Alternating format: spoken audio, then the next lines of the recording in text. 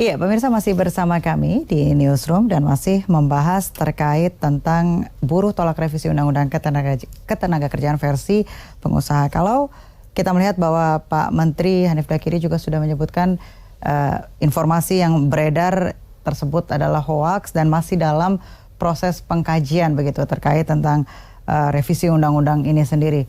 Pak Suprayitno, ini sejauh mana sih sebenarnya sampai nantinya akan diputuskan atau memang masih benar-benar mentah sebagai kajian begitu Pak? Kalau menurut pemikiran kami seharusnya kalau itu merupakan kajian itu harus dimasukkan dalam Prolegnas 2020. Baik.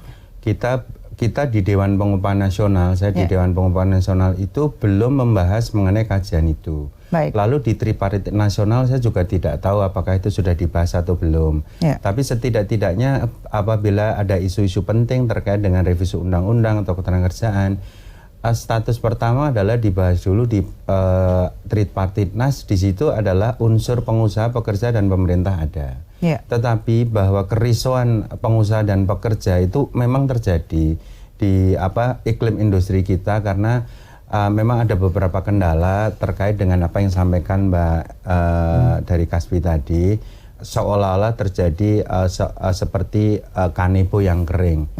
Itu adalah penafsiran masing-masing. Karena faktanya bahwa kita itu mem-PHK karyawan juga nggak gampang. Tapi sisi lain orang pada masuk ke sini dengan importir, dengan berbagai macam mudahnya, asing dengan mudah diberi karpet merah, tapi pertumbuhan kita justru sekarang yang lebih berkembang justru informal sektor. Jadi kami sebagai pengusaha juga sama kesulitannya sama seperti buruh. Kalau kami tidak growth, tidak ada pertumbuhan, kemudian tidak ada investasi, tidak ada partner untuk berbisnis, susah juga kan kayak gitu. Sehingga sebenarnya problemnya bukan hanya undang-undang ketenagakerjaan, tapi doing business termasuk kemudian investasi maupun ekonomi biaya tinggi, menurut saya gitu. Baik, ini berarti masih bisa dikatakan bahwa belum masuk untuk agenda 2020. Kalau menurut saya belum. Bahwa nanti presiden mungkin ada statement berupa perpu, itu kan prerogatifnya presiden.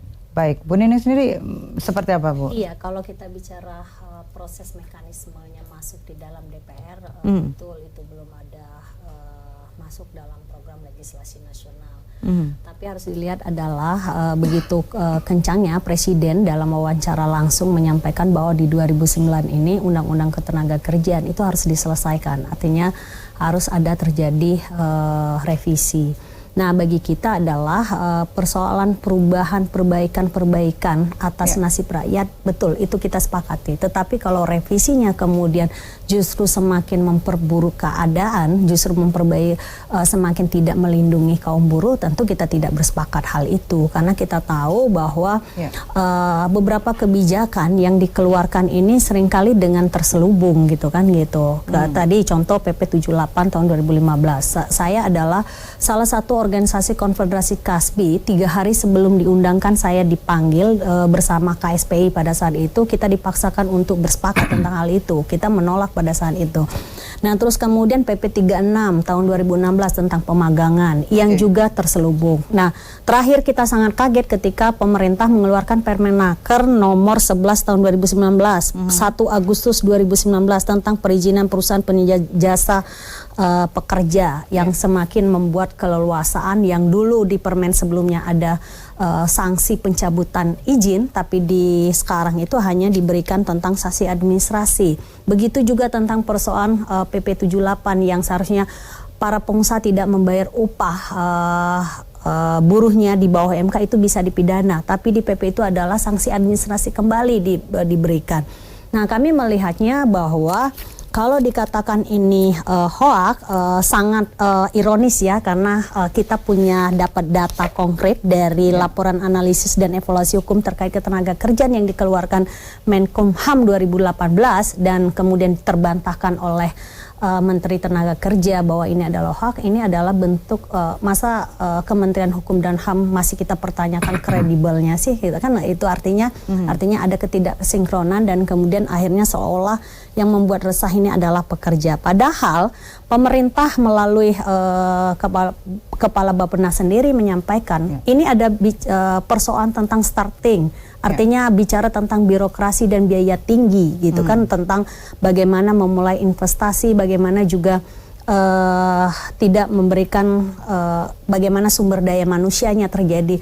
Nah, padahal kalau kita bicara tentang sumber daya manusia, kalau kita bicara kualitas pendidikan, artinya harus diselesaikan dari bagaimana rakyat Indonesia harus mengenyam persoalan pendidikan yang tinggi, termasuk jangan kemudian kalau dikatakan bahwa tadi saya sangat agak tergelitik hati saya kalau Apindo menyampaikan bahwa kita sangat susah PHK. Saya ini setiap hari berhadapan dengan buruh yang di PHK karena statusnya kerja kontrak, karena pekerjanya outsourcing, belum lagi pekerja tetap. PHK yang semena-mena itu terjadi semakin masif.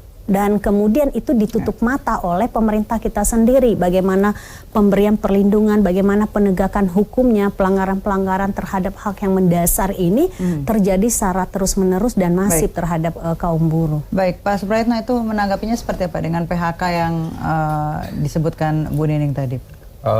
Gini, jadi memang yang disebut hubungan industrial itu kan ada instruksi, kemudian ada pekerjaan, kemudian ada kontrak.